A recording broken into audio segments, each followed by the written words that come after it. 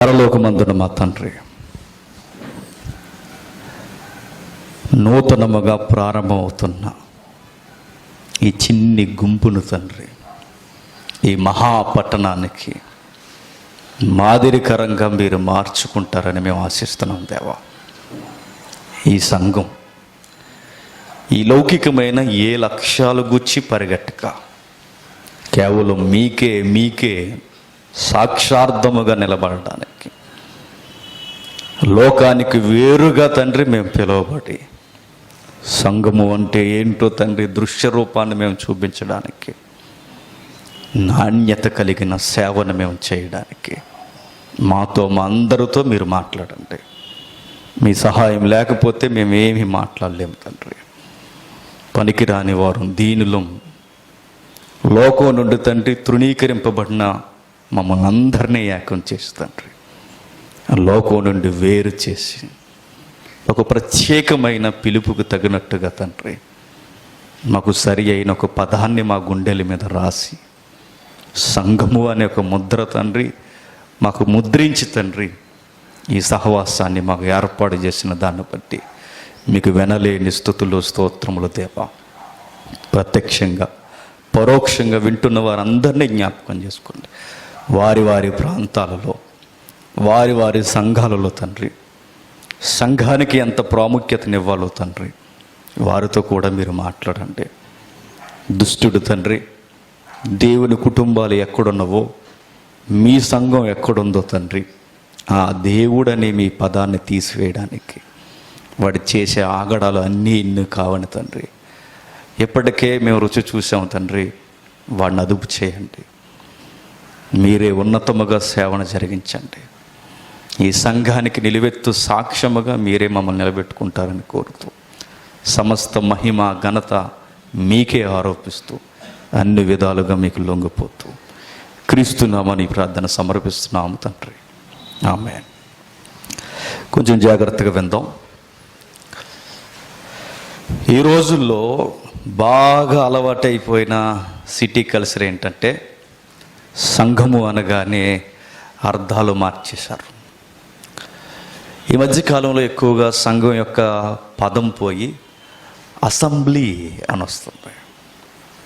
Assembly వేరు, సంఘము వేరు. చదువుకున్న పిల్లలు ఎక్కువ ఉన్నారు కనుక కాస్తంత మనసు పెట్టండి. మనం ఎంత ఉన్నతముగా దేవుని కొరకు పిలువబడ్డాము ఈరోజు ఒక్కసారి మన బైబిల్లోనికి మనం వెళ్దాం, చూద్దాం ఒకసారి. మొదటి దశలోనిక పత్రిక,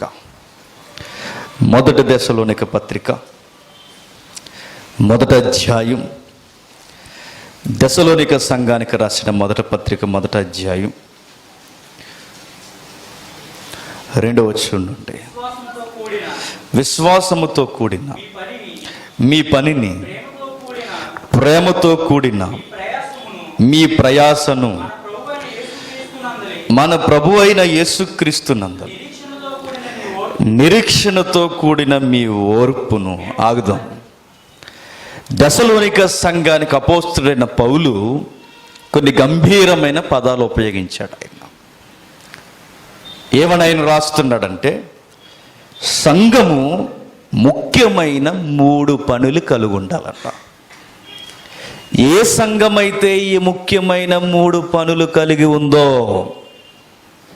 ఆ గుంపుకు పెట్టే పేరేంటంటే సంఘము అని. బాగా వినాలి. మీరు బైబిల్ చదివే అలవాటు ఉంటే, కాస్తంత పుస్తకాలు చదివే అలవాటు ఉంటే, క్రొత్త నిబంధనలో సంఘానికి వాడబడిన పదం ఏంటంటే ఎక్లీసియా అన్నాడు. దాన్ని గ్రీక్ వర్డ్. ఇమేజ్ ఉందో తమ్ముడు? అది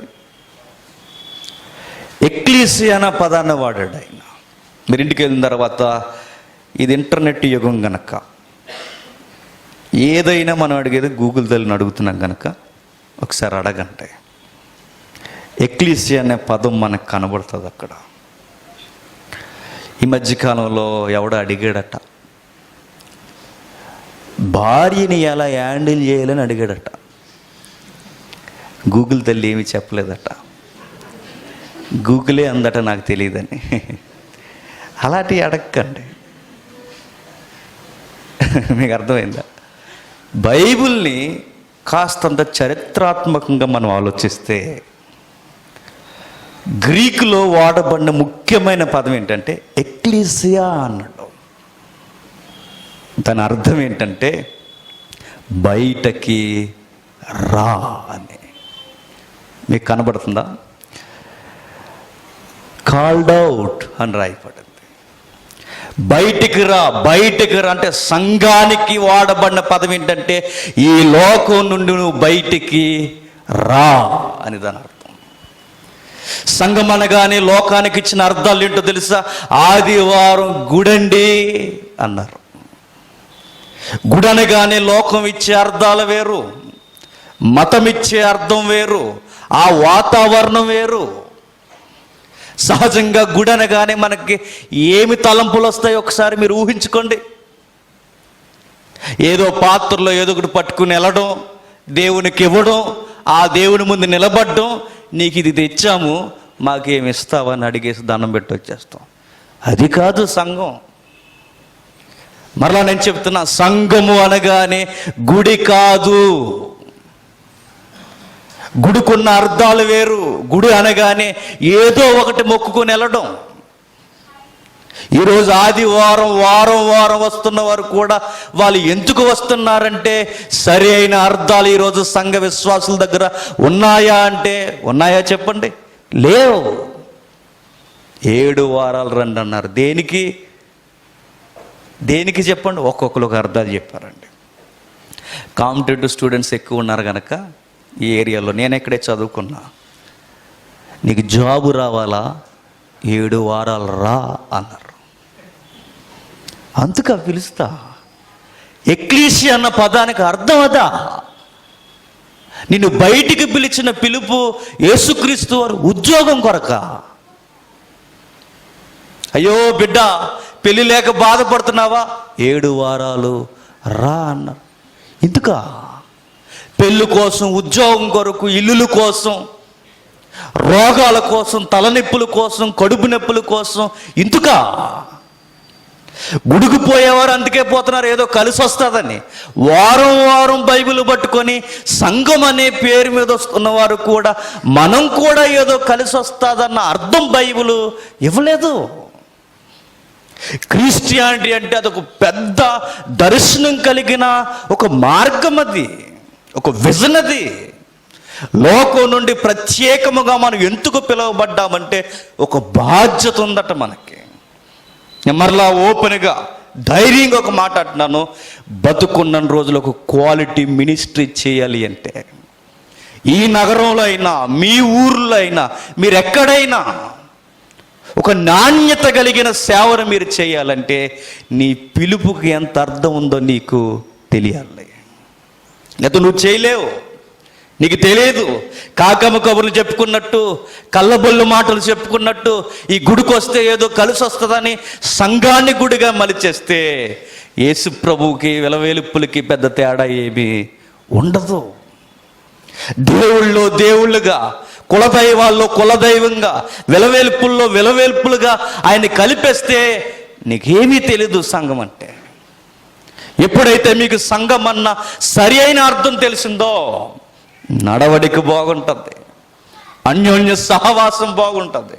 ఒక్క మాటలో చెప్పాలంటే అదృశ్యుడైన దేవుణ్ణి దృశ్య రూపంలో ఈ భూమి మీద చూపించే ఒకే ఒక్క రుజువు సంఘం. దట్ ఈజ్ సంఘం. చర్చ్ అంటే చిన్న విషయం కాదు అది. మేము కూడా పెట్టామండి. ఈరోజు మినిస్ట్రీలు ఎలా తయారైపోయి తెలుసా? ఆయన అలా చేశాడా, మేము కూడా ఎలా చేస్తాం. ఆయన అంతమందిని ఏసీ పెట్టి రప్పిస్తున్నాడా, మేము కూడా అలాగే చేస్తాం. ఈ వాతలు వేసుకుంటున్నారు తప్ప ఆది సంఘపు నడవడికలు ఏంటి ఎవరు చూడలేదు. అందరూ అంతే. యూట్యూబుల మీద, సిటీ కల్చర్ మీద, ఈ అప్డేట్ నాగరికత మీదే సంఘాలను ఒకరు చూసి ఒకరు కడుతున్నారు తప్ప సంఘానికున్న పిలిపేంటో ఎవరు గ్రహించట్లేదు. అందుకే ఈ మొదటి లెసనే, ఈ మొట్టమొదటి రివైవల్ మెసేజే ఈరోజు మన గుండెల్లో నాటుకుపోవాలి. ఆ ఉద్యమం మీరు బతుకున్నంతకాలం మీకు ఉండాలి. సంఘం అన్న గుర్తింపు, ఆ ముద్ర మనకు తెలియాలి. విందాం జాగ్రత్తగా. బైబిల్ ఏమంటుందో చూడండి. సంఘమా, అది దెసలోనిక సంఘమా, లేదా కొరింథీ సంఘమా, లేదా ఈ కాకినాడ పట్టణంలో ఉన్న ఏ సంఘమైనా, మా ఊర్లో ఉన్న సంఘమైనా, మీ ఊర్లో ఉన్న సంఘమైనా, సంఘం యొక్క యాటిట్యూడ్ ఏంటో 3 పాయింట్లు ఇక్కడ రాశాడు ఆయన. ఏం చెప్తున్నాడు? సంఘము విశ్వాసంతో కూడిన పని చేయాలట. ఏం చేయాలట? విశ్వాసంతో కూడిన పని. అంటే ఈ లోకం నుండి బయటికి రప్పింపబడిన మనం ఒక పని మీద పిలువబడ్డామట. అర్థమవుతుందా? ఒక పని మీద, ఒక ప్రత్యేకమైన ప్రాజెక్టుకి అపాయింట్ చేయబడ్డామట. మనం నియామకం జరిగిందట. దేని కొరకు? ఒక పని ఉంది మీకు, ఒక పని కొరకు పిలువబడ్డారు. ప్రేమతో కూడిన ప్రయాసం మీకుంది. యేసుక్రీస్తు నందల నిరీక్షణతో కూడిన ఓర్పు మీకుంది. ఈ 3 షరతులు ఏ సంఘమైతే మక్కి పాటిస్తుందో అదేనట యేసు రాకలో ఎత్తబడే సంఘమట. చూద్దాం. తెలిసిన వచనాలే, తెలియాల్సిన లోతైన అర్థాలు మనకున్నాయి. చూద్దాం ఒకసారి. సంఘము అనగానే అది గుడి కాదు. సంఘము అనగానే యేసుక్రీస్తు కొరకు లోకం నుండి వేరు చేయబడిన విశ్వాసుల సమూహం. అది సంఘం. అట్టి సంఘం పిలువబడినప్పుడు పెద్ద అయిన పేతురు గారు ఎంత వివరణాత్మకమైన పదజాలతో, ఎంతో అనుభవంతో ఒక పదాన్ని వాడాడు. చూద్దాం. పరిశుద్ధాత్మ ప్రేరణతో. పేతురు రాసిన మొదటి పత్రిక, పేతురు గారు రాసిన మొదటి పత్రిక 2వ అధ్యాయం. పేతురు రాసిన మొదటి పత్రిక 2వ అధ్యాయం 9వ వచనం. అయితే మీరు చీకటిలో నుండి ఆశ్చర్యకరమైన తన వెలుగులోనికి మిమ్మును పిలిచిన వాని గుణాతిశయములను ప్రచురము చేయి నిమిత్తము ఏర్పరచబడిన వంశము, రాజులైన యాజక సమూహము, పరిశుద్ధ జనము, దేవుని సొత్తైన ప్రజలై ఉన్నారు. ఆగుదాం ఒకసారి. చీకటిలో నుండి ఆశ్చర్యకరమైన తన వెలుగులోనికి. ఈ వచనాలు బట్టి పట్టేసిన వాళ్ళు కూడా ఉంటారు. తప్పని నేను అన్న కానీ అర్థమేమి అని నేను అడుగుతున్నా. చీకటి అంటే అది కదా ఇక్కడ అర్థం. ఎక్లీసియా అన్న పదాన్ని మనసులో పెట్టుకోండి. చీకటి అంటే లోకము. లోకములో నుండి ఆశ్చర్యకరమైన తన వెలుగు. నేను అడుగుతున్నా, ఇక్కడ వెలుగు అంటే సంఘము. అది లోకంలో నుండి మీరు వెలుగులోనికి వచ్చారు, సంఘంలోనికి వచ్చారు, సంఘముగా ఏర్పాటు చేయబడ్డారు. మీరు బయటికి, ఎక్కడి నుండి మీరు బయటకు వచ్చారంటే ఈ లోకంలో ఎన్నో అర్థాలు ఉన్నాయి. నిజంగా మీరు వినండి. పంచాయతీ ఎలక్షన్ దగ్గర నుంచి రేపొద్దున జరగబోయే మేజర్ ఎలక్షన్ వరకు, రేపొద్దున జరగబోయే ఈ టిన్ సిటీస్లో, ఈ రాజమండ్రి, కాకినాడ కానీ అర్బన్ సిటీస్లో కానీ జరగబోయే ఏ ఎలక్షన్ వరకు ప్రతి దాని దగ్గర దొరకని, లోకానికి దొరకని ఆశ, నిరీక్షణ, పంచాయతీ ఎలక్షన్ మొదలుకొని మేజర్ ఎలక్షన్ వరకు ఈ లోకంలో ఎక్కడా దొరకని ఒక ఆన్సర్ సంఘంలో దొరకాలట. మీకు ఏమర్థం లేదు చూడండి. ఏంటి పంచాయతీ ఎలక్షన్కి సంఘానికి సంబంధం ఏముందన్న అనుకుంటారేమో. చాలా సంబంధాలు ఉన్నాయి. చూద్దాం మెల్లమెల్లగా ఏమని రాస్తున్నాడో పెద్ద ఆయన చూద్దాం ఒకసారి. అయితే మీరు అంటే సంఘం, మీరు లోకములో నుండి ఆశ్చర్యకరమైన తన వెలుగు. అంటే ఈ లోకానికి పెద్ద ఆశ్చర్యకరమైనది ఏదన్నా ఉంది అంటే మరలా చెప్తున్నా, సంఘమే. ఎలా ఆశ్చర్యకరమైనది ఇదంతా ధ్యానించండి. నిజముగా క్వాలిటీ ఉన్న సంఘం ఈ లోకానికి ఆశ్చర్యమే. ఆశ్చర్యమైన కార్యాలు జరిగించేది. ఈ లోకంలో ఉన్న ఒక గుర్తుందట. పిలువబడిన వెలుగులో ఉన్నవారు ఏం చేయాలి అంటే ఆయన గుణాతిశయాల్ని ప్రచురము చేయాలి అట. అంటే సంఘానికి మనం ఎందుకు వస్తున్నామంటే ఏదో కలిసి వస్తుందని రాకూడదట. మరి ఎందుకు వస్తున్నామట? ఆయనకు సాక్షులుగా ఉండడానికి లోకం నుండి మనం పిలువబడ్డామట. ఆయనకు సాక్షులుగా ఉండడానికి మనల్ని ఏం చేశాడంటే రాజులను చేశాడట, యాజకులను చేశాడట, పరిశుద్ధ జనముగా చేశాడట. ఇప్పుడు కొంచెం టెన్షన్ అవసరం మనకి. రాజులుగా చేయడం అంటే నీ రాజు ఏంటో నువ్వు చెప్పడానికి నువ్వు రాజు అయ్యావట. మీకు అర్థమైందో లేదో? సంఘం మర్చిపోయిన విషయం ఏంటంటే రాజును పక్కకు చేసి మనమే రాజుల్లో ఫీల్ అయ్యే రోజులు ఇవి. అవునా కదా? మీరు చూడండి కావాలంటే ఏ సంఘంలోనికి నీ ఎంత పాలన, అజమాయిషీ వ్యవహారం, మాట ఎంత వస్తే అంత, ఇది సంఘానికి శ్రేయస్కరమా కాదని ఆలోచించే ఒక్క నాయకత్వం ఈ రోజుల్లో చూపించండి. సంఘంలో రాజులైపోయినట్టు కూర్చున్నారు. నువ్వు రాజు అయింది దేనికంటే నీ బిల్డప్లు చెప్పడానికి కాదు, నా గూర్చి నేను చెప్పుకోవడానికి కాదు, నేనేదో రాయల్ లుక్ సంఘానికి చూపించుకోవడానికి కాదు. నా రాయల్ లుక్ ఎక్కడుందంటే ఇదిగో నా అనుకున్న రాజును చూపించడానికి నేను రాజునయ్యానట. నా నిజమైన రాజు ఉన్నాడని చెప్పడానికి నిన్ను రాజుని చేశాడు. నువ్వు రాజుగా లేదా నువ్వేదో పెద్ద సెలబ్రిటీలా తిరుగుతావని కాదు. ఈరోజు చూడండి ఎంత సున్నితంగా బతుకుతున్నాయి ఈరోజు సంఘాలు. మధ్యకాలంలో సంఘాలు ఎలా ఉన్నాయి చెప్పనా? అక్కడికి వెళ్తే ఏముంటుందండి, సరైన ఫ్యాన్లు కూడా ఉండవు, రామంటున్నారు. ఇదా రాజు అంటే? ఈరోజు సంఘాలు ఎలా ఉన్నాయి చూడండి, అక్కడికి వెళ్తే మంచి మ్యూజిక్ ఉంటుందండి, అక్కడ ఏముంటుందండి అంటే రాజు ఉన్నది. ఎందుకా? రాజు అయింది ఫ్యాన్ కోసమా? రాజు అయింది మ్యూజిక్ కోసమా? రాజు అయింది ఎందుకా? నువ్వు రాజు అంటే ప్రజానికానికి ఒక దిక్చూసిగా ఉండడానికి, నీ రాజును చూపించడానికి నువ్వు రాజు అయ్యావట.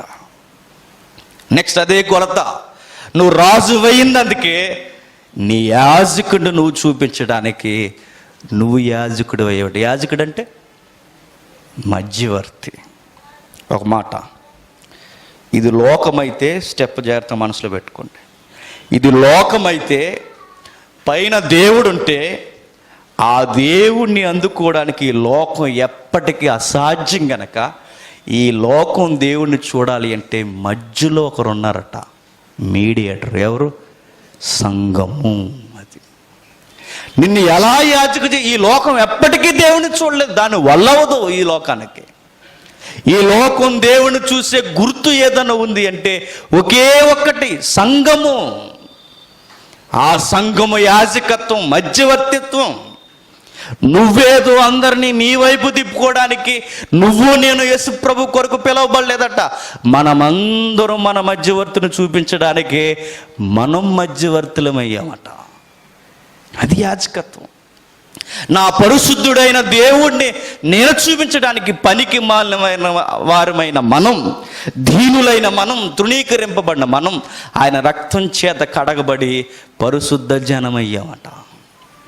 అంటే సంఘానికి ఇంత లోతైన పిలుపు ఉంది అనడానికి మరొక పదం వాడుతున్నాడు, సొత్తైన ప్రజలు. సొత్తు అంటే నా ప్రాపర్టీ అన్నాడు. ఎవరిని? సంఘాన్ని. ఈరోజు సంఘానికి ఆస్తులు ఏంటి చెప్పండి? పెద్ద గంట. కొన్ని చర్చలు చూస్తే గంట కోసం గొడవెట్టేసుకున్న ఉన్నారు చూస్తారా? గంట కోసం గంట గొడవెట్టుకుంటారు. గంట బాగాలేదు, ఇది మనకు గంట మోగిందంటే ఊరంతా వినబడాలట. చూసారా?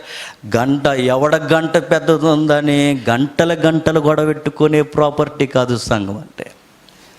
ఈరోజు సంఘం అంటే భూములు కాదు, ఈరోజు సంఘం అంటే కట్టడాలు కాదు. సంఘము అనగానే ఒక నిలువెత్తు దైవికమైన ఆస్తి ఈ కనబడుతున్న ఈ భౌగోళికమైన పదార్థం కాదు. దేవుని ఆస్తి ఎవరంటే ఇదిగో ఈ కనబడుతున్న కదులుతున్న మనమే దేవుని ఆస్తట. సొత్తు. ఎలా సొత్తు ఏమయ్యామంటే లోకంలో కొట్టుకుపోతున్న మనల్ని ఆ రక్తంతో మనల్ని కడిగేసి సొత్తుగా మనల్ని తెచ్చుకున్నా. ఎందుకు తెచ్చుకున్నా ప్రభు అంటే నా గూర్చి లోకానికి చెప్పండి. నేను మరలా చెప్తున్నా, క్రిస్టియానిటీకి ఉన్న బిగ్గెస్ట్ బెంచ్ మార్క్ ఏంటంటే నువ్వు కలిసి వస్తుందని యేసుక్రీస్తు నేను పిలవలేదు. నేను పిలిచింది ఒకే ఒక్కటి, ఆయన గూర్చి నోరిప్పి చెప్పడానికే నిన్ను పిలిచాడు. ఎంతమంది చేస్తున్నారు నేను అడుగుతున్నా? మీ ఉద్యోగాల్లో, మీ చదువుల్లో, మీ పనుబాటుల్లో, మీ ప్రయాణాల్లో, సంఘంలో సభ్యత్వం కలిగిన మీరు మీ ప్రభు కొరకు మీరు ఏం చెప్తున్నారు? సోది చెప్పుకుంటూ తిరుగుతాం మనం. ఎక్కడెక్కడో తిరుగుతాం. స్టూడెంట్స్ అయితే టైం దొరికితే బ్యాట్లు బాళ్ళు బట్టి తిరుగుతాం మనం. ఇదే గ్రౌండ్లో. ఆడొద్దని నేను అంట్లా, దీనికన్నా ప్రాముఖ్యమైన పని ఉందని నేను అంటున్నా. మీ ఉద్యోగాల్లో మీరు ఏం చేస్తున్నారు? మీ పనిబాటుల్లో మీరు ఏం చేస్తున్నారు? ప్రయాణంలో కూడా పక్క ప్రయాణికుడు కూర్చున్నాడంటే నువ్వు ఎప్పుడు గుర్తుపెట్టుకో, నేను వీడికి కూడా సాక్షినే అని. అక్కడే బస్సు యాక్సిడెంట్ అయిపోయి అక్కడే ఇద్దరు పోతే ప్రభు వెంటనే అడిగేది, రక్షణ లేని వాడిని అడగడు. చెప్పండి, రక్షణ ఉన్న నిన్ను అడుగుతాడు, ఆ బస్సులో నువ్వేం చేసావు అని. ఏం చేసిన ప్రభు? ఎయిర్ ఫోన్స్ పెట్టుకున్నానని చెప్పుకో. ఏం చేసిన ప్రభు? ఆడు ఎదరోడు ఎల్ఈడి పెట్టాడు ప్రభు, అసలు ఆడు ఏం చేస్తున్నాడని చూసాను కబుర్లు చెప్పుకో. బస్సు ఎక్కిన పక్కోడు అడగాలండి, బ్రదర్ ఏంటి చదువుతున్నారు అని అడుగుతారండి మనల్ని. మనల్ని చూసి మన గోలు తట్టుకోలేరు వాళ్ళు. మీ పక్కోరు మీ యాటిట్యూడ్ గమనించండి. నీ పక్కన కూర్చున్నవాడు, బ్రదర్ మీరేదో చేస్తున్నారు, వాడే అడిగేలా నీ ప్రవర్తన ఉండాలట. నీ ప్రయాణంలో, నీ పనుల్లో, నీ ఉద్యోగంలో నీకంటూ ఒక ప్రత్యేకమైన వ్యక్తిగత వికాసం ఉండాలి. ఏంట్రా ఉద్యోగంలో పట్టుమని సాయంత్రం అయితే మాయమైపోతావు, రోజు ఎక్కడికి వెళ్తావు అనగానే అడిగినోడికి చెప్పాలి, నా ప్రభు కొరకు ప్రతిరోజు సాక్ష్యం ఇవ్వడానికి నేను మాయమైపోతాను ఇక్కడ ఉందండి. ఎక్కడికి వెళ్ళేవారు నేనంటే, ఫస్ట్ షోకి వెళ్ళినవరా బాగానే ఉందని చెప్పుకో. సినిమాకి వెళ్ళామరా, షికార్లకి వెళ్ళామరా, ఫంక్షన్కి వెళ్ళామరా, సరైన సట్టలేదని బాధపడ్డానరా అని చెప్పుకో. అది కాదు మనం చెప్పాల్సింది. సంఘానికి బైబిల్ చెబుతుంది, ఇదిగో మీరు ఆయనకి సొత్తైన ప్రజలకు, ఆయన ప్రాపర్టీ. మీరు ఆస్తి వ్యర్థముగా ఉపయోగపడితే యజమానం ఊరుకుంటాడు అనుకుంటున్నారా? చిల్లర ఖర్చులు చేయడానికో, చిల్లర పనులు చేయడానికో ఈ లోకంలో వ్యర్థమైన ఖర్చుగా, సొత్తుగా మనల్ని పెట్టుకోలేదట. మన రక్తం ఇచ్చుకొని మనల్ని పెట్టుకున్నాడు. ఇదిగో రాజువైన నీవు నీ రాజు కొరకు చెప్పు, యాజకుడివైన నీవు నీ యాజకుడి కొరకు చెప్పు, పరిశుద్ధుడిగా తీర్చబడ నీవు నీ పరిశుద్ధుడైన దేవుని కొరకు చెప్పు. ఇందుకే మనం పిలువబడ్డామట. కొంచెం ముందుకెళ్తాం. ఓవరాల్గా అందరికీ నేను అడుగుతున్న ప్రశ్న, మీరు రక్షింపబడ్డారా? నేను అడుగుతున్నాను అందరినీ. రక్షింపబడ్డం అంటే 2020 నుండి రక్షింపబడ్డారని కాదు. 2020లో ఏమైంది? 2020 అయ్యింది. నాన్ స్టాప్ బ్యాటింగ్, ఇంకా ఎగిరిపోయారు, పెట్టలు ఎగిరిపోయినట్టు. కరోనా నుంచి రక్షింపబడ్డారా అని అడగట్లా, మీరు రక్షింపబడ్డారా అని నేను అడుగుతున్నా. ఎవరిని అన్నారు కనుక కొంచెం అర్థం చెప్పండి. రక్షింపబడ్డం అంటే బాప్టిజం తీసుకున్నామని సరిపెట్టకండి, అది కాదు. రక్షింపబడ్డం అంటే బాప్టిజం తీసుకోవడం అని అక్కడితో ఆకండి. మరి రక్షణ అంటే బైబిల్ ఏం చెప్పింది? ఇవన్నీ సంఘానికి ముడిపడిన మౌలికమైన విషయాలు. ఇవి మర్చిపోయాం కనుకే సంఘం రూపం మార్చేస్తాం. ఇది మర్చిపోయాం కనుకే సంఘంలో ఉండాల్సిన సఖ్యత లేదు. ఇది మర్చిపోయాం కనుకే ఈరోజు సంఘాల్లో సువార్తే లేదు. ఉందని చెప్పండి. ఈరోజు పట్టుమని కూర్చుంటే ఇక్కడ 4 వాక్యాలు విన్నామన్న సంఘం ఉందా చెప్పండి. ఎంతసేపు కానుకల కొరకు కొట్లాట, ఎంతసేపు పక్క సంఘం కొరకు కొట్లాట, ఎంతసేపు మీరు చూడండి పనికి మాలిన విషయాల కొరకు కొట్లాటలు. ఈరోజు యూట్యూబ్లో కొన్ని టైటిల్ చూస్తుంటే నవ్వాలి ఆడవాళ్ళు తెలియట్లేదు. అందులో టైటిల్ ఏంటో తెలుసా? ఆకాశం నుంచి అవలకి ఎందుకు పడింది. ఇది మాకు సువార్త? ఏంటి అసలు విషయం ఉందా? ఇది సువార్త చెప్పండి. అగో పలానా దిక్కున ఇలా విషయం జరిగింది, దాని మీద క్రైస్తవులు నోర్మోయ్, నీ స్పందన అది కాదు. నీ స్పందన ఏంటో తెలుసా? నీ ప్రభు కొరకు నీ స్పందన, నీ రక్షణ కొరకు నీ స్పందన. నువ్వు స్పందించాల్సిన దేని కొరకు? ప్రత్యేకముగా పిలువబడింది దేని కొరకు? పనికి మాలిన వార్తల మీద స్పందించడానికి నన్ను పిలవలేదు ఆయన. నిన్ను నన్ను పిలిచింది న్యూస్ లీడర్లా తయారవుతామని, ప్రతి దానికి కామెంట్లు ఇచ్చి కూర్చుంటామని కాదు మనం పిలిచింది. ఒక బాధ్యత ఉంది, టైం లేనంత ఒక మినిస్ట్రీ ఉంది మనకి. సోది కబుర్లు చెప్పుకోవడానికో, కొట్లాట్లు పెట్టుకోవడానికో, ఏదో ఒకటి మాట్లాడుకోవడానికో, ఎవరో తక్కువ నేను ఎక్కువ అని చెప్పుకోవడానికో మనం పిలవబడలేదు. మనం పిలవబడింది ఒకే ఒక్కటి, నా ప్రభువుకు నేను సాక్షార్థంగా ఉండడానికి నేను పిలవబడ్డాను. నా టైం అంతా ఆయన కొరకే, నా జీవితం అంతా ఆయన కొరకే. ఒక్క మాటలో చెప్పాలంటే నేను బతుకున్నది ఆయన కొరకే. బైబిల్ చెప్తుంది ఎంత ఎంత నిగూఢమైన సంగతి రక్షణకి అర్థం ఇస్తుందో చూడండి. మీరు రక్షింపబడ్డారంటే నేను అడుగుతున్నా, ఈ అర్థంలో మనం ఎవరో నిలబడలేవేమో. రక్షింపబడ్డామనగానే బ్రదర్ మీరు రక్షింపబడ్డారనగానే అందరూ అంటారు ఎస్ మొన్నే 31కి నేను రక్షింపబడ్డా ఉంటాయి. అది కాదు. బాప్టిజం వద్దని అంట్లా, బాప్టిజం చాలా ప్రాముఖ్యం, కానీ రక్షణకి మరింత లోతైన అర్థం ఉంది. చూద్దాం ఒకసారి రోమిలికి రాసిన పత్రిక, అపోస్తుడైన పౌలు రోమిలికి రాసిన పత్రిక, అపోస్తుడైన పౌలు రోమిలికి రాసిన పత్రిక 10వ అధ్యాయం. అపోస్తుడైన పౌలు రోమిలికి రాసిన పత్రిక 10వ అధ్యాయం 9వ వచనం.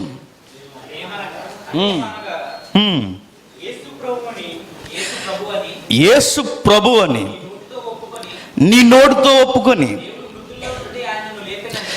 దేవుడు మృతుల్లో నుండి ఆయనను లేపునని నీ హృదయమందు విశ్వసించిన ఎడల నీవు రక్షింపబడుదువు. ఏమని రాయబడుతుందో చూడండి బైబిల్లో ఏమని రాయబడుతుందో ఒక్కసారి మనం చూద్దాం.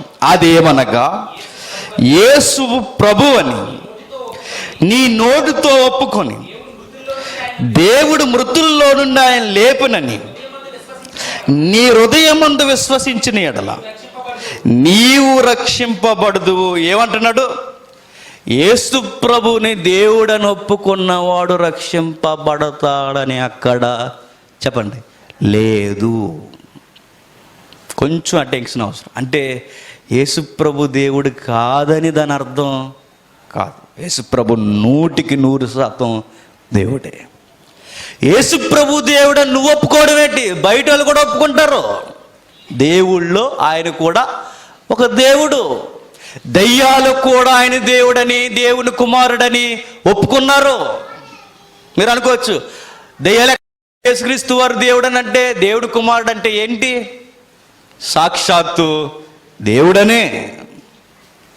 దయ్యాలు దేవుడని ఒప్పుకున్న యేసుక్రీస్తు వారిని లోకం దేవుడని ఒప్పుకుంది. నేను మరలా అడుగుతున్నా, యేసుక్రీస్తు వారిని ఎవరైతే దేవుడని ఒప్పుకుంటారో వారందరూ రక్షింపబడ్డారని బైబిల్ రాడికల్ స్టేట్మెంట్ ఇవ్వలా. బైబిల్ ఇస్తున్న డైరెక్ట్ స్టేట్మెంట్ ఏంటంటే ఆయనను ప్రభు అని ఒప్పుకోవాలట. దేవుడు అన్న విషయం వద్దన్న అంట్లా, కానీ బైబిల్లో రక్షణకి మూలార్థం ఏం చెప్తుందంటే ఆయనను ప్రభువు, ఇంగ్లీష్లో లార్డ్ అన్నట్టు. దానికి మరొక పదం ఏంటో తెలుసా? వానర్ అని అర్థం. అంటే ఒక ప్రభువుకి, ఒక యజమానికి మనమందరం ఏంటట చెప్పండి? దాసులం. ఇప్పుడు అడుగుతున్నాం, యేసు ప్రభు నాకు వానర్ యజమాని అయితే, యేసు ప్రభు నాకు ప్రభు అయితే, నా పైన ఆఫీసర్కి నేను నచ్చినట్టు ఉండాలి తప్ప నాకు నచ్చినట్టు నేను ఉండడానికి వీల్లేదు. రక్షింపబడ్డావా అనడానికి అర్థం ఏంటో చెప్పనా? బైబిల్ చెప్తుంది ఎస్, ఆయన నా జీవితంలో ప్రభువు. ఎలా ప్రభువు? నా చూపులకి ఆయనే ప్రభువు, నా మాటల మీద ఆయనే ప్రభువు, నా ప్రవర్తన మీద ఆయనే ప్రభు. ఒక వస్తువు కొనాలన్నా, ఒక నిర్ణయం తీసుకోవాలన్నా, నేను ఏం చెయ్యాలన్నా నా యజమానికి లేదా నా ప్రభువుకి నచ్చుతా ఏటయ్యా ప్రతిదానికి ఆయన చెప్తున్నావంటే ఆయనకి చెప్పకుండా నేను ఏది చేయలేను. ఇలా మీరు ఒప్పుకుంటే రక్షింపబడినట్టు. నేను మరలా అడుగుతాను, ఇందాక డేవిడ్ బ్రదర్ చెబుతూ ఒక మంచి మాట అన్నాడు. మీ మొబైల్లో కానీ, మీ మాటల్లో కానీ ఒక మాట మాట్లాడాలన్నా మీ మొబైల్లో కొన్ని సైట్లలోకి మీ వెళ్ళి జాగ్రత్తగా ఉండాలి అన్నా నీ మదిలో తిరగాల్సిన మాట ఏంటి చెప్పనా? నా ప్రభు, నా యజమాని నన్ను చూస్తున్నాడు.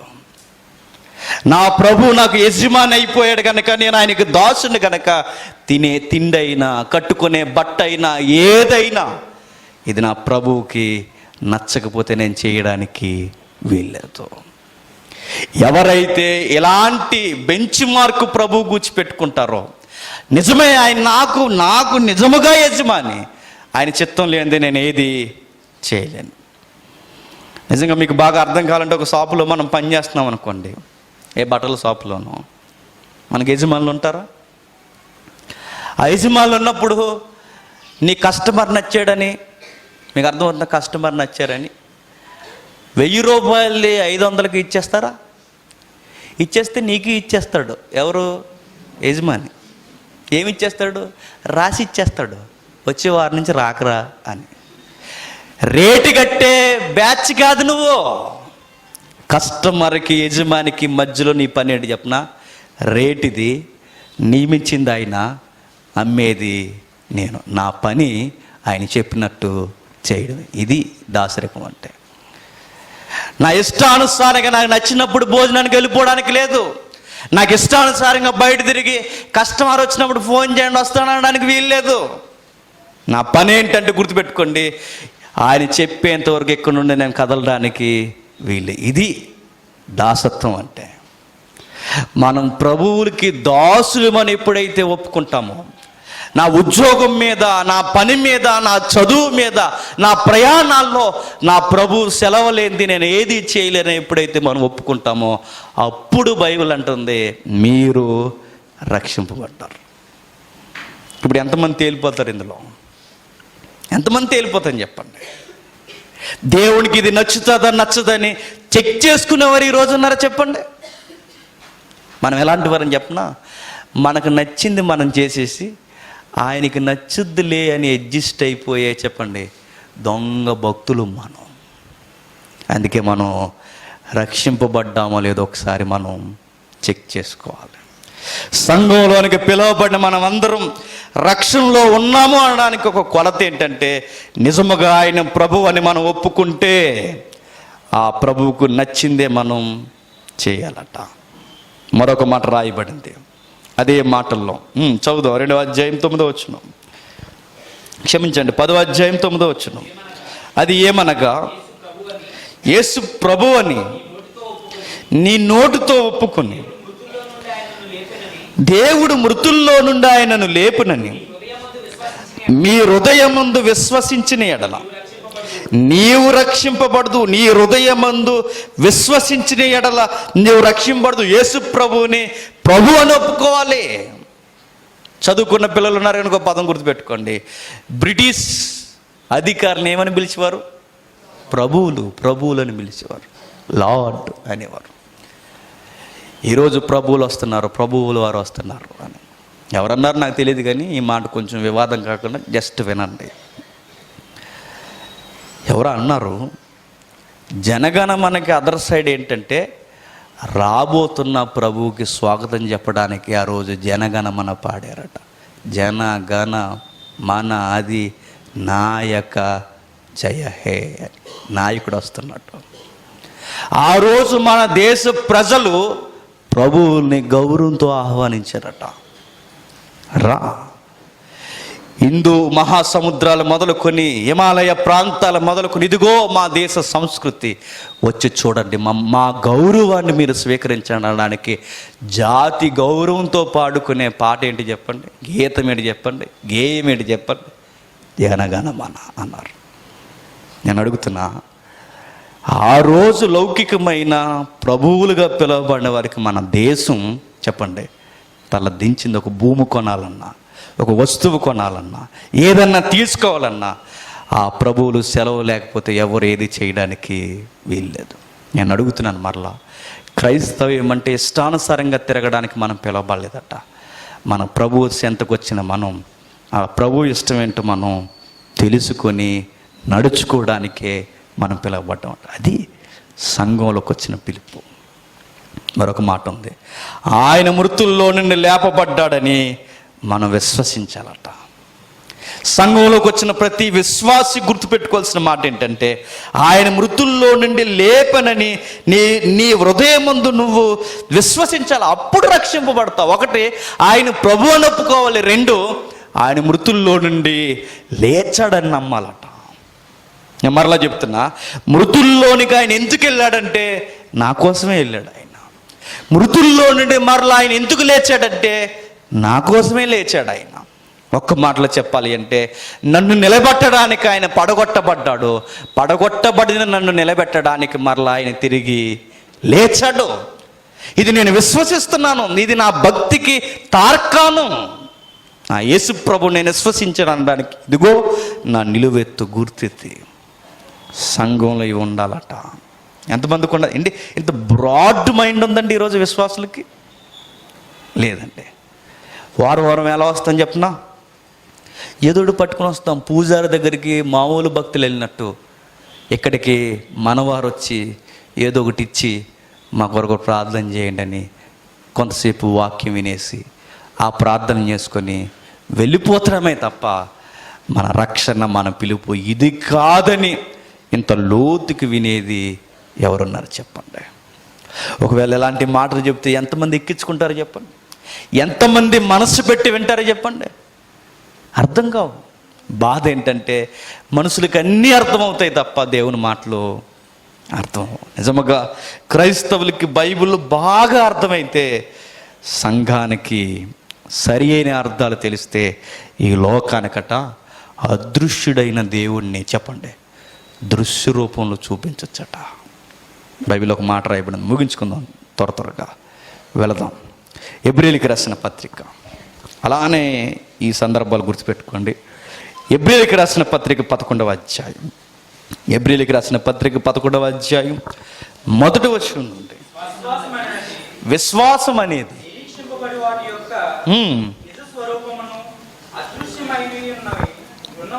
విశ్వాసం అనేది నిరీక్షింపబడి వాటి యొక్క నిజస్వరూపం, అదృశ్యమైనవి ఉన్నావనడకు రుజువునై ఉన్నది.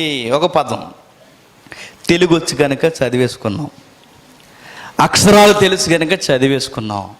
ప్రాక్టికల్గా రియాలిటీగా నేను అడుగుతున్నాను, అదృశ్యమైనవి ఉన్నావనడానికి రుజువు ఏంటట? విశ్వాసం. నేను అడుగుతున్నాను, విశ్వాసం అంటే సీరియస్గా మనం అంటాం, విశ్వాసం అంటే విశ్వాసమే అని. అది కాదు. తెలుగు వాళ్ళతో వచ్చిన గొడవ ఏంటంటే తెలియదని ఒప్పుకోరట. అది విశ్వాసం అంటే విశ్వాసం అని కాదు.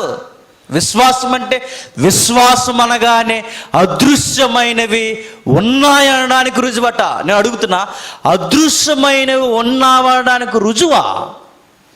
చాలా కాలం క్రితం ఒక మాట అన్నాం, ఎంతమంది గుర్తుందో నాకు తెలియదు. ఈ టేబుల్ ఉందనడానికి రుజువు ఏంటి చెప్పండి?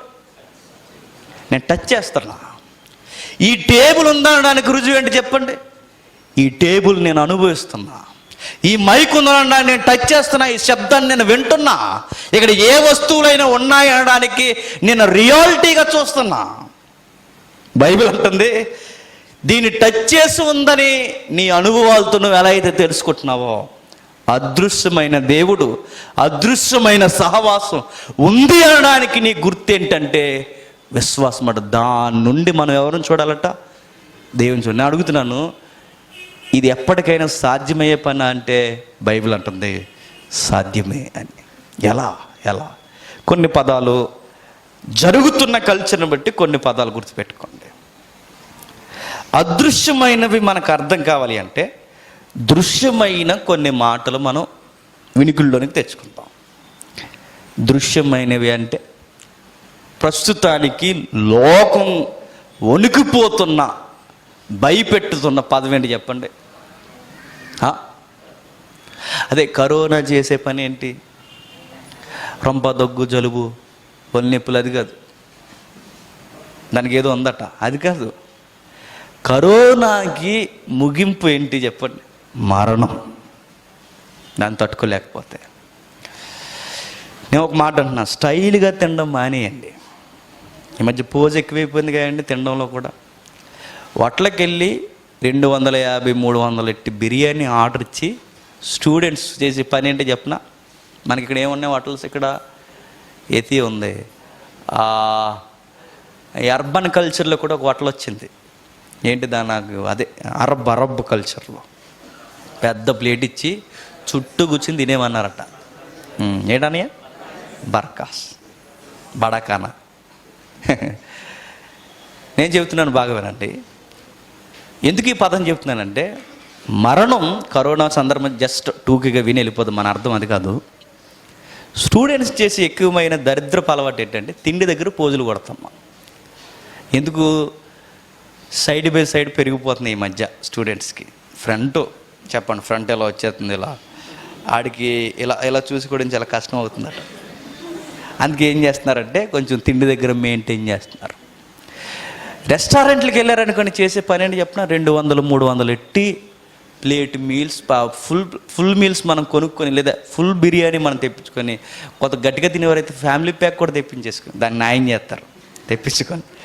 చేసే పని ఏంటంటే ఆ పని ఏం చేస్తారు చెప్పిన, ఎప్పుడో మాకు పోలీస్ ట్రైనింగ్లో అన్నారండి, ఆయన అడిషనల్ ఎస్పీ క్యాడర్లో ఉండేవాడు, మాకు ఇన్ఛార్జిగా పనిచేసేవాడు మచిలీపట్నం ట్రైనింగ్ సెంటర్లో. వాళ్ళ పిల్లల ప్రవర్తనట తనకు చాలా వింతగా ఉండేదట. ఏంటని ఆయన ఎగ్జాంపుల్ ఏం చెప్పేవాడంటే, వాళ్ళ నాన్నతో పాటు వాళ్ళు బిర్యానీ తింటూ థమ్సప్ కూడా ఆర్డర్ ఇచ్చారట. ఇచ్చిన తర్వాత సగం థమ్సప్ తాగి ఆపేయారట. ఫుల్గా తాగండ్రా అని అడిగాడట. డాడీ మీకు తెలీదు, అలా వదిలేయాలన్నారట. నీకు అర్థమైందా?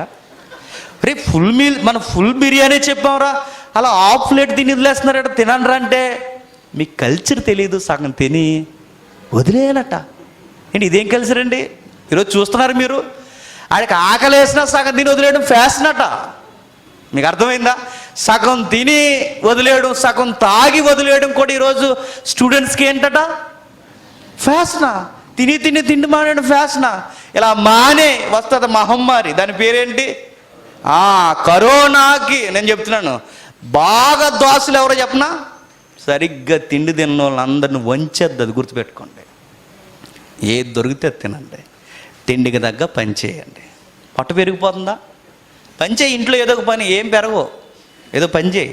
మీ నాన్న చేసే పనులు పంచుకో, మీ అమ్మగారు చేసే పనులు చేయి. ఇంకా నీకు పనులు అన్నీ నువ్వేం చేయొద్దురా బాబు అన్నారా, ఉదయం లేచి వెళ్ళు అలా 4 రౌండ్లు.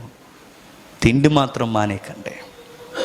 లొంగిపోయారో తర్వాత మిమ్మల్ని లేపేది టీకా కూడా పని చేయదు, గుర్తుపెట్టుకోండి. టీకాలు వేస్తున్నారుగా, టీకాల్లో వచ్చిన భయం ఏంటంటే త్వరగా వృద్ధులైపోతున్నారని వినికిడట. ఏమది నాకు నిజమాబద్ధమో నాకు తెలియదు. అసలే మనిషికుండే ఆతృత ఏంటి, త్వరగా వృద్ధులైపోకూడదు అనుకుంటాం. రంగు వేస్తాం, రంగు మీసాలకి రంగు వేసింది తెలిసిపోతుంది, రంగు వేసామని. మనిషికుండే ఆతృత ఏంటంటే వద్దు. ఉన్న కాలంలో మాకు చెప్పేవారండి, 10K మాకు ఏంచి మాకు చెప్పే ఇన్ఛార్జీలు ఏడీలు అంటారు వాళ్ళని, వాళ్ళు చేసే మాట ఏంటి చెప్పిన, పచ్చిమిరపకాయలు కూడా వదిలేకుండా కలుపుకు తినండి అనేవారు. కారణం ఏంటి చెప్పిన, అందులో కూడా దేహానికి ఉపయోగపడేది ఏదో ఒకటి ఉంటుంది, తినండి అనేవారు. మరణం అంటే మనిషికి దృశ్య రూపంలో భయం. నేను అడుగుతున్నా, అదృశ్యమైన అర్థం చేసుకోవడానికి ప్రజెంట్ జరుగుతున్న పరిస్థితులు మీరు చూడండి. మరణం దృశ్యమైనది, నాశనం దృశ్యమైనది, అన్యాయం దృశ్యమైనది, అక్రమం దృశ్యమైనది, రోగం, దేశం, కోపం, భయం, ఆకలి, దేహం, కష్టం, నష్టం, బాధ, ఇవన్నీ ఏంటి చెప్పండి? దృశ్యమైనవి. ఇవన్నీ పక్కన పెడితే తప్పుడు నాయకత్వపు దొంగ రాజకీయ నాయకులు, ఇవన్నీ దృశ్యమైనవి. ఇవన్నీ కనబడుతున్నాయి. బాగా వినాలి. ఈ వచనం మనకు అర్థం కావాలి అంటే ఒక్కసారి ఈ పదాలు మీరు అర్థం చేసుకోండి. తప్పుడు నాయకత్వాలు ఏదో ఎరగదీస్తారని మనం పంచాయతీ ఎలక్షన్లో ఎంపిక చేసుకుంటే, లేదా సిటీ ఎలక్షన్లో మనం ఎంపిక చేసుకుంటే, వాళ్ళు ఎరగదీసేది ఏంటి చెప్పినా కూడబెట్టుకోవడం. మనకేమేం చేస్తారండి?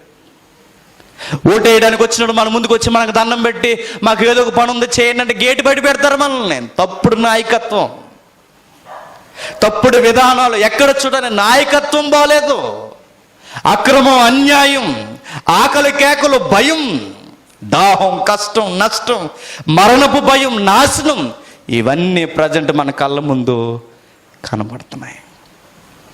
బైబిల్ ఏమందంటే ఇవన్నీ మీరు చూస్తున్నారుగా, ఇవన్నీ మీకు కనబడుతున్నాయిగా.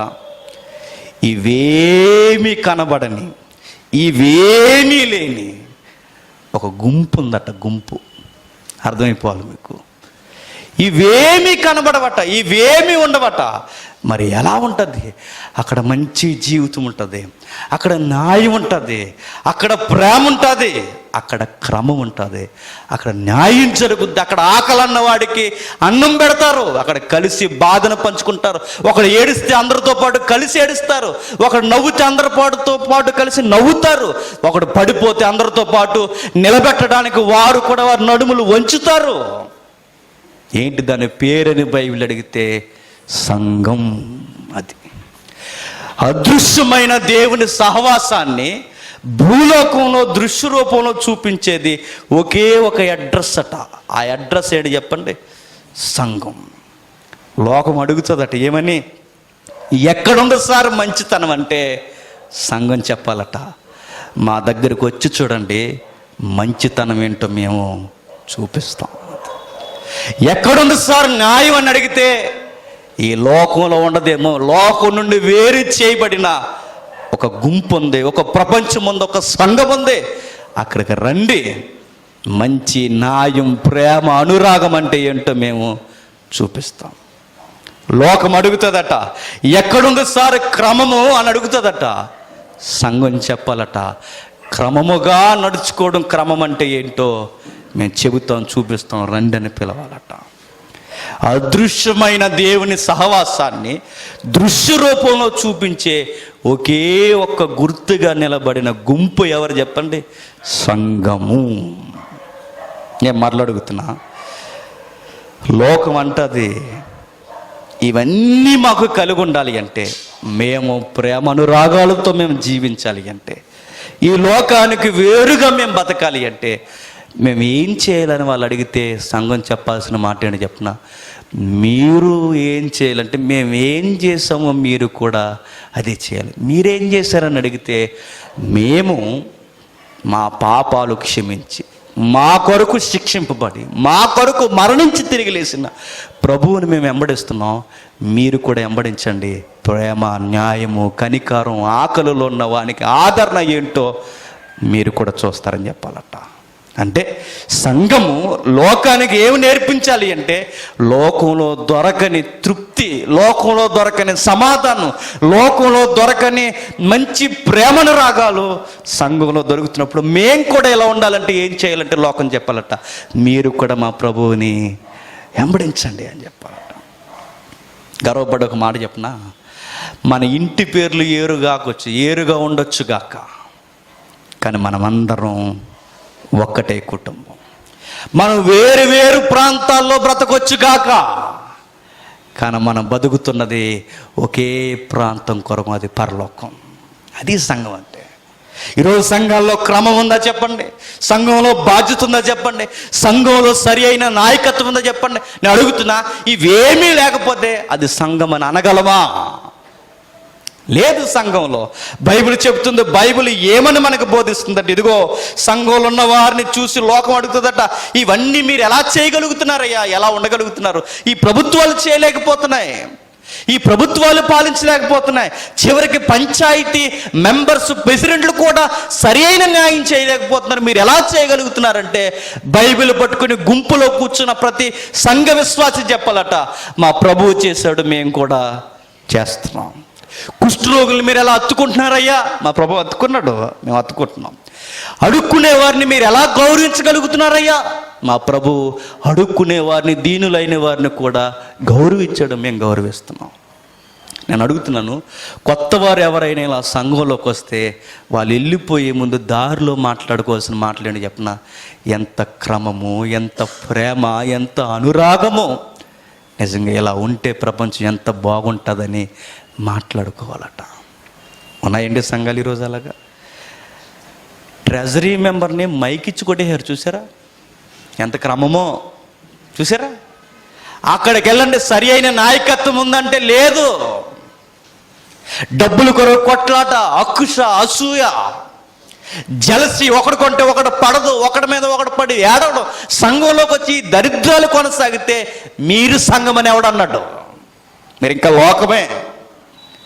సంఘంలో ఏమేమి క్వాలిటీస్ ఉండాలంటే ఈ క్వాలిటీస్ ఉండాలి. ఈ క్వాలిటీ ఏ సంఘం అయితే మెయింటైన్ చేస్తుందో అది సంఘం అట. గర్వంగా చెప్పుకోవాలండి, ఇదిగో మేము ఒకరిని తిట్టుకోం, ఈ సంఘం అనే కుటుంబంలో ఒకరి మేము తిట్టుకోము, ఒకరి మీద పగబెట్టుకోము, ఒకరిని దిగజార్చి మాట్లాడడం, ఒకరినొకరు గౌరవించుకుంటాం. మా సంఘంలోకి వచ్చి చూడండి, ఒకరంటే హెచ్చు తగ్గులు ఉండవు మాకు, అందరూ సమానమే అని ఏ సంఘం చెప్పుకుంటుంది? అది నేను చెప్తున్నా నిజమైన సంఘం. బట్టి నిజముగా ఆ సంఘం ఎక్లీసియా అన్న పదానికి సరిపోయింది. లోకంలో ఇవన్నీ ఉన్నాయి, ఏ సంఘంలో అయితే అవన్నీ లేవో అది నిజమైన సంఘం అట. ఇలా చేయడానికేనండి ఇది ప్రారంభిస్తా.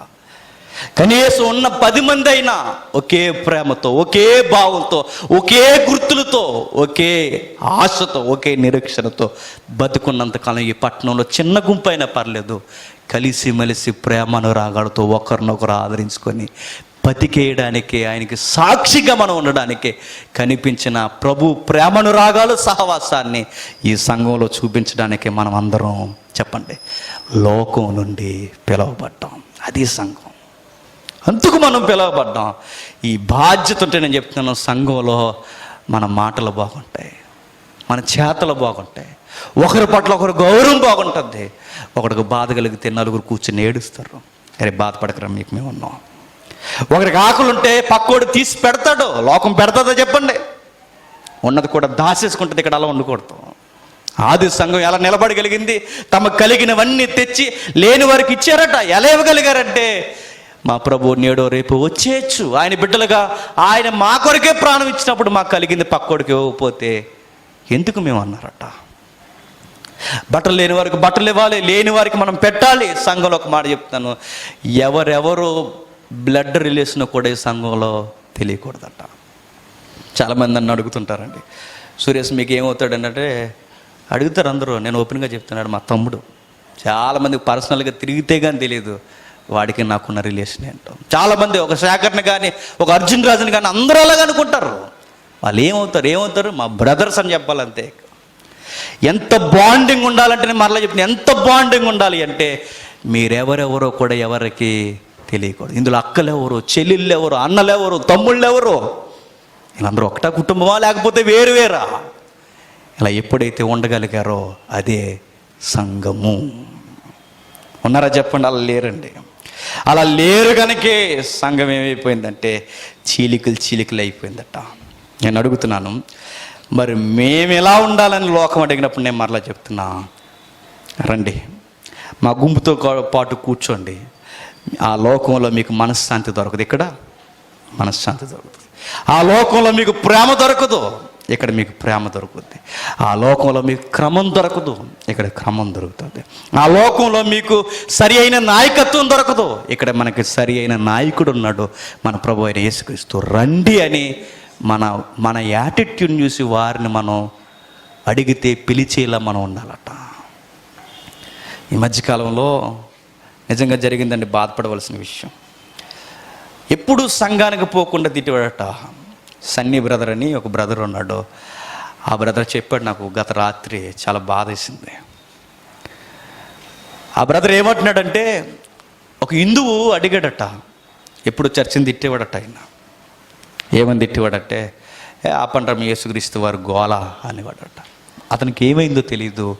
తన ఫ్రెండ్ దగ్గరకు వచ్చి అన్నాడట, మరి ఈ వారం నన్ను చర్చికి తీసుకెళ్ళరా అని. ఎప్పుడైతే ఆయన చర్చికి తీసుకెళ్ళాడో బాగా వినండి, వీడు అడక్కడక్క మంచిగా మాట అన్నాడు, చర్చికి తీసుకెళ్ళమని. చర్చికి తీసుకెళ్తే ఆ చర్చికి తీసుకెళ్ళి ఆ వ్యక్తిని తీసుకొచ్చి కూర్చోబెడితే అక్కడ నిలబడిన నాయకుడు అరగంట కానుకల కోసమే మాట్లాడాడట. అరగంట కానుకల కొరకు మాట్లాడి ఇవ్వడం కొరకు తేవడం కొరకే మాట్లాడితే ఆ వచ్చిన ఆ అన్యుడు అన్నాడట, ఇదిరా యేసుప్రభు సంఘం అంటే, ఇదిరా మీరు కోరుకుని చేసే పనులు, ఇంకెప్పుడు నన్ను పిలకన్నాడట. చూసారా? అదే వచ్చిన వ్యక్తికి, కూర్చున్న వాడికి ఇక్కడ ప్రేమ, అనురాగం, గౌరవం, క్రమం అన్నీ కనబడితే ఇలాంటి మంచి వాతావరణం ఎక్కడ చూడలేదని అన్నాడు. కితాబు ఇచ్చి వెళ్ళిపోవాలి ఇక్కడి నుంచి. రేపొద్దున వాడు కూడా మరొకరిని తీసుకురావాలి. అందుకు సంఘం సాక్షార్థముగా నిలబడిందట. నేను అడుగుతున్నాను, దృశ్యమైన వాటిని అన్నిటినీ చూసి అదృశ్యుడైన ఆ దైవికమైన లక్షణాలు దృశ్య రూపంలో చూపించాల్సిన ఒకే ఒక్క మధ్యవర్తి మరలా నేను చెప్తున్నాను, సంఘమే. దేవుడు కనబడ్డో ఆయన కనబడేలా చూపించాల్సింది నువ్వు నేనే. ఆయన ప్రేమ కనబడదు, ఆ ప్రేమను చూపించాల్సింది నువ్వు నేనే. ఆయన వ్యక్తిత్వం కనబడదు, ఆ వ్యక్తిత్వాన్ని చూపించాల్సింది నువ్వు నేనే. ఇది సంఘం. ఈ 3 షరతులు ఎవరైతే పాటిస్తారో సంఘం సరిగ్గా నడుస్తుందట. మనం ప్రారంభపు వచనంగా, మూల వచనంగా తీసుకున్న పదం దగ్గర ఒకసారి వెళ్ళి ముగించేసుకుందాం. మొదటి దశలోనిక పత్రిక, మొదటి అధ్యాయం 2-3 వచనాలు.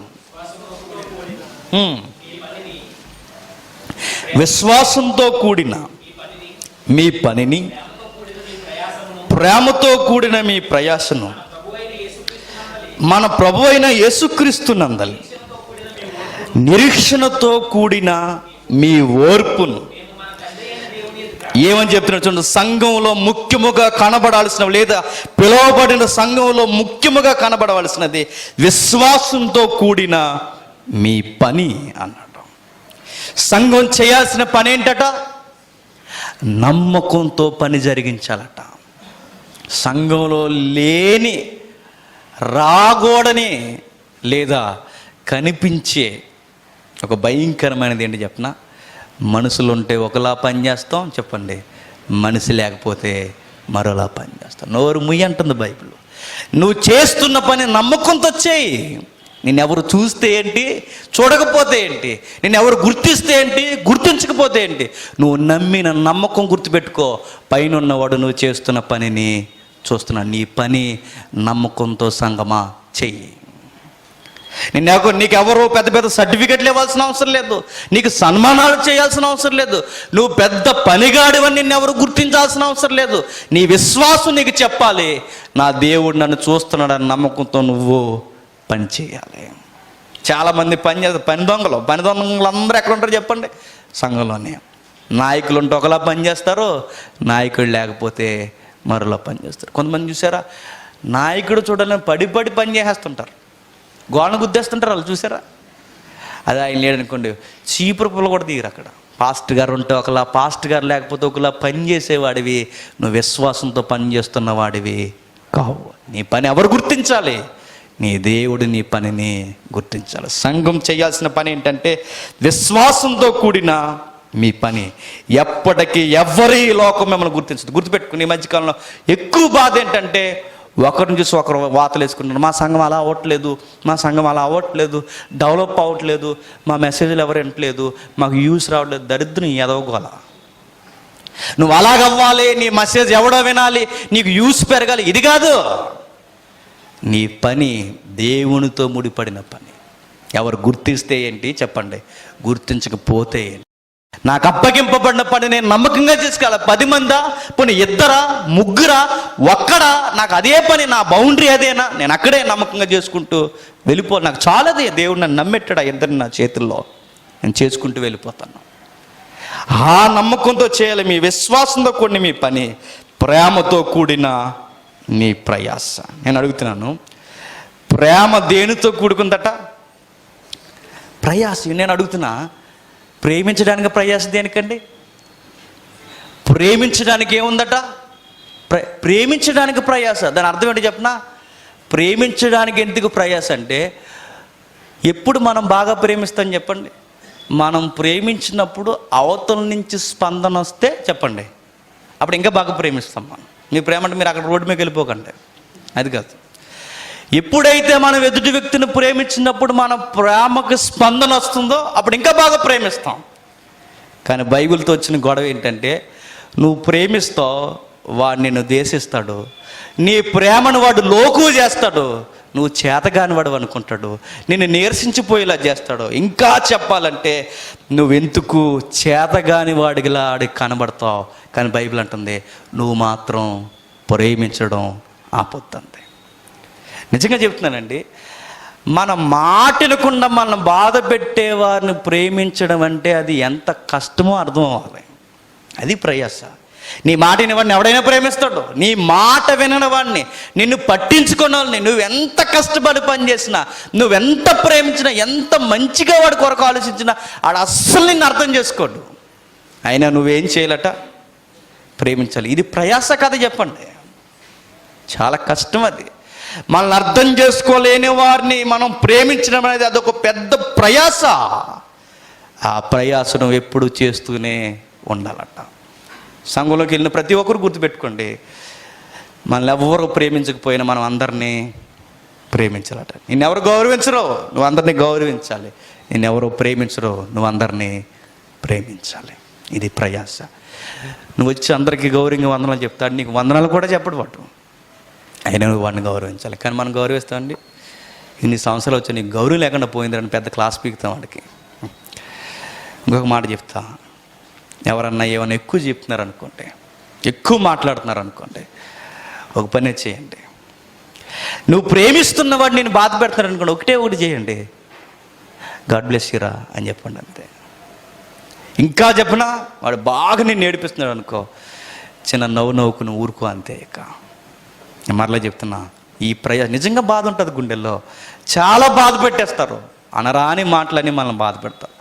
ఆ టైంలో నువ్వు ప్రేమలో ప్రయాస కష్టపడు. నేను ఎలా ఉండకూడదు, నేను వాడు చేసినట్టు నేను చేయకూడదు, కష్టపడు, తగ్గించుకో, ఓర్చుకో. ఇది ప్రయాసని ఇంకొక రోజు ఫలం ఇస్తుందట. ఎక్కడికి ముడిపెట్టాడంటే, మీరు దేవుని నమ్మి పని చేయండి, దేవుడు చూస్తున్నాడని ప్రేమలో ప్రయాసపడండి, అప్పుడు యేసుక్రీస్తు వస్తాడనే నిరీక్షణతో ఓర్చుకోండి. ఎప్పటి వరకు ఓర్చుకోవాలట? యేసుక్రీస్తు వస్తాడన్న ఆ గుర్తుని మనం మనసులో పెట్టుకుని అప్పటి వరకు ప్రేమలో ప్రయాసపడాలట, అప్పటి వరకు పనిలో కష్టపడాలట. నీ పనికి, నీ ప్రేమకి ఒకరోజు సన్మానం చేయడానికి యేసుక్రీస్తు వారు పరలోకం నుండి వస్తాడే, ఆ గుర్తు పెట్టుకుని అప్పటి వరకు సంఘం ఏం చేయాలట? ఈ 3 పనులు జరిగించాలట. ఒక పదం అన్నాడు అక్కడ, నిరీక్షణతో కూడిన మీ ఓర్పుకి ఎక్కడంటే ప్రభు ఒకరోజు వస్తాడు. సంఘం ఏ ఆశతో బతకాలి చెప్పినా, ఈరోజు రేపు ప్రభువు వస్తాడు. అప్పటి వరకు నేను ప్రేమిస్తాను, అప్పటి వరకు కష్టపడి పని చేస్తాను, అప్పటి వరకు లోకం చూడలేని దృశ్యమైన వాటిని, లోకం చూడలేని అదృశ్యమైన వాటిని నేను దృశ్య రూపంలో చూపిస్తాను. ఇలా సంఘం లోకం నుండి పిలువబడిన కాల్డ్ అవుట్ అన్నాడు. లోకం నుండి ప్రత్యేకముగా మనం ఎందుకు ఏరు చేయబడ్డామంటే కలిసి వస్తుందని కాదట, యేసుక్రీస్తు ఒక రోజు వస్తాడని చెప్పడానికి, ఆయన గుణాతిశయములను ప్రచురము చేయడానికే సొత్తైన ప్రజలుగా మనం పిలువబడ్డామంట. ఈ గుర్తు ఎప్పుడైతే సంఘం మనసులో పెట్టుకుంటుందో, నిజంగా నేను చెప్తున్నాను, 10 మంది ఉంటే చాలు, ఈ 10 మంది అలా మేఘాల మీదకి ఎక్కెళ్ళిపోతారు ఆ రోజు. అండ్ ఎంత బాగుంటుందండి. కొంతమంది దగ్గర మనం కూర్చోడానికి ఇష్టపడుతుంటాం చూసారా, కొంతమంది దగ్గర మనం పక్కన అలా కూర్చోడానికి ఇష్టపడతాం. సాధారణంగా మనం ఇష్టపడిన వారి దగ్గరే కూర్చుంటాం. మనం నీకు నచ్చినట్టు పక్కన కూర్చుంటే ఏదో ఫోన్ వచ్చిందని వంకతో వెళ్ళిపోతావు. నువ్వు ఇష్టపడి కూర్చున్న 10 మంది ఉంటారే సంఘంలో, నీకు నచ్చిన వారు. ఆ నచ్చిన వారు మీరందరూ ఒక్క భావజాలంతో ఉండండి. మీ ఇంటి పేర్లు ఏదైనా మీరు ఒకే కుటుంబంగా ఉండండి. మీ ఇష్టమైన మీ గుంపు అలా మేఘాల మీద ఎక్కి ప్రభుతో పాటు వెళ్ళిపోతుంది. అప్పటి వరకు లోకానికి సాక్షిగా సంఘం ఓర్పుతో, సహనముతో, ప్రేమానురాగాలతో, విశ్వాసంతో పని చేసుకుంటూ వెళ్ళిపోవాలి. నేను ధైర్యంగా ఒక మాట అంటున్నా, నిజముగా ఈ క్వాలిటీ మన సంఘాన్ని చూపించగలిగితే, నేను మరలా అంటున్నా, ఈ స్థలం ఇక్కడ సరిపోదు. ఎందుకో చెప్పినా, లోకం కుప్పకూలిపోయింది, నాశనం అయిపోయింది, ఆశలు కోల్పోయింది. నాయకత్వాన్ని కోరుకుంటున్నారు, ప్రేమను కోరుకుంటున్నారు, క్రమాన్ని కోరుకుంటున్నారు, మంచి వాతావరణం కోరుకుంటున్నారు. అట్టి వాతావరణం మనం చూపించగలిగితే, నేను అడుగుతున్నాను, బతుకుండాలి కానీ సగం టౌన్ వచ్చి ఇక్కడే కూర్చోడానికి ఇష్టపడుతుంది. అయితే అలా టౌన్ రప్పించాల్సిన సరి అయిన ప్రవర్తన ఎవరి మీద ఆధారపడి ఉంది చెప్పండి? నీ మీద, నా మీద ఆధారపడి. వచ్చిన వారిని తీసుకురండి. మీరు ధైర్యం ఇవి పాటించి మీ ఫ్రెండ్ని సరదాగా తీసుకురండి. వచ్చినోడు తర్వాత రాననండు, ఖచ్చితంగా వాడే నలుగురు తీసుకొని వస్తాడు. ఇలా నడవండి. సంఘం సరి అయిన పిలుపుకు తగ్గట్టుగా నడిస్తే ప్రభు వారికి తగిన బహుమానం ఏర్పాటు చేస్తాడు. ఇంకా త్వరగా మనం ముగించుకునే ప్రయత్నం చేద్దాం. మ్యాక్సిమం 9 ఇక్కడ అన్నీ అయిపోవాలి. త్వరగా ప్రయత్నం చేసుకుందాం. తప్పు నాదే, కొంచెం లేట్ అయింది కొన్ని పనుల వలన. త్వరగా వచ్చేయండి. 2 వర్తమానం, ఒక ఫస్ట్ మెసేజ్ విందాం, మెయిన్ మెసేజ్ విందాం. మరొక మాట ఏంటంటే, అవసరమైతే దేవుని కొరకు లైవ్ ఇన్స్ట్రుమెంట్స్తో దేవునికి ఆరాధన గీతాలు కూడా మనం పాడే ప్రయత్నం చేద్దాం. ఒక క్రమం మనం నేర్చుకుందాం. పాటల విషయంలో కానీ, ప్రభురాత్రి సంస్కరణలో కానీ, దైవికమైన బోధ విషయంలో కానీ, ప్రార్థన విషయంలో కానీ వెళ్ళిపోయే ముందు హాయ్ బాయ్ అని వెళ్ళిపోకుండా ఒకరు బాధలు ఒకరు మనం పంచుకొని ఒక కుటుంబంగా కలిసి ఉండే ఒక క్రమాన్ని మనం నేర్చుకుందాం. ఇది అందరికీ ఇష్టమే కదా? ఇష్టమే. మీ ప్రార్థనలో పెట్టండి. సంఘం కొరకు మరింతగా ముఖ్యంగా ప్రార్థన చేయండి. ప్రార్థన చేద్దాం. పరలోకమందున మా తండ్రి, ఎందరో ఈ సంఘాలకు కావలసిన నిలువెత్తు సాక్ష్యాలు తండ్రి విన్నారో మాకు తెలియదు దేవా. మమ్మల్ని ప్రేమించి తండ్రి, ఇంత పెద్ద పట్టణంలో తండ్రి ఈ మూలన చిన్ని గుంపుని ప్రేమించి తండ్రి, ఈ లోతైన అర్థాలు మాకు అందించిన దాన్ని బట్టి మీకు నిలువెత్తు నిండు స్తుతులు స్తోత్రములు దేవా. సంఘము ముఖ్యమైన ఈ 3 సూత్రాలు మర్చిపోకుండా మాకు యజమాని మీరే అని తండ్రి, అన్ని విధాలుగా మిమ్మును తండ్రి మా యజమానిగా, మా ప్రభువుగా తండ్రి, మీ కుమారుణ్ణి మిమ్మును మేము ఒప్పుకొని తండ్రి నడిచినప్పుడు మేము రక్షింపబడ్డామని మీ గ్రంథం ద్వారా చెప్పారు తండ్రి. ప్రేమ, అనురాగం, నాశనము తండ్రి, క్రమము తండ్రి, ఈ లోకంలో రోజు రోజుకి పెరిగిపోయి ప్రేమ కరువైపోయిన ఈ వాతావరణంలో తండ్రి సంఘము అనగానే మొక్కుబళ్ళు మొక్కుకోవడానికి వచ్చేది కాదని, మేమేదో తెచ్చి తండ్రి మీరేదో మాకు ఇస్తారని ఆశించి వారాలకు లెక్కలు పెట్టుకునేది కాదని తండ్రి, సంఘము అంటే మీ గుణాతిశయములను ప్రచురము చేయడానికి, సాక్ష్యముగా నిలబడడానికి, మీ అదృశ్య లక్షణాలు చూపించడానికి దృశ్య రూపంలో కట్టబడిన సమూహమే సంఘమని తండ్రి లోతైన అర్థాలు మాకు అందించారు. మేము ఎప్పుడు తండ్రి ఈ బాధ్యత మర్చిపోక పనికి మాలిన గొడవల్లోనూ పనికి మాలిన విషయాల్లోనూ తండ్రి వ్యర్థమైన కాలయాపంలో మేము తలదూర్చక, మా సమయాన్ని మేము వ్యర్థముగా ఉపయోగించక తండ్రి అన్నిటినీ ఓర్చుకొని అందరినీ ప్రేమిస్తూ క్రమముగా నడిచిపోవడానికి తండ్రి మీ ప్రేమ అనురాగాలతో మరింతగా మమ్మల్ని ఆదరించండి. మమ్మల్ని ద్వేషిస్తున్న వారిని, మమ్మల్ని నిందిస్తున్న వారిని, మా మీద బురద జల్లుతున్న వారిని తండ్రి మీరు ప్రేమించండి, వారిని దీవించండి. వారికి కావలసిన గ్రహింపును వెలుగును మీరు దయచేయండి. ఎంతో పనిని బాధ్యతని మర్చిపోయి తండ్రి గొడవలకి కారకులుగా ఉన్న ప్రతి ఒక్కరిని మీరు క్షమించండి. వారి శిక్షలోనికి జోగుపోకుండా తండ్రి వారిని కాపాడి బలపరుస్తారని కోరుతూ జరుగుతున్న సంఘాన్ని అంతటిని మీ చేతికి అప్పగిస్తూ తండ్రి ముఖ్యంగా తండ్రి ఈ స్థలం ఇచ్చిన తండ్రి యజమానురాలని మీరు జ్ఞాపకం చేసుకోండి. వారికి కావలసిన ఆరోగ్యమును, బలమును, శక్తిని అనుగ్రహించండి. మరింత రక్షణ అనుభవంలోను, వాక్యపు అనుభవంలోను తండ్రి వారిని ఆదరిస్తారని కోరుతూ అన్ని విధాలుగా అందరినీ మీ చేతులకు అప్పగిస్తూ మేము లొంగిపోతూ మిమ్మల్ని మహిమపరుస్తూ క్రీస్తునామని ప్రార్థన సమర్పిస్తున్నాము తండ్రి. ఆమేన్. సెలవు.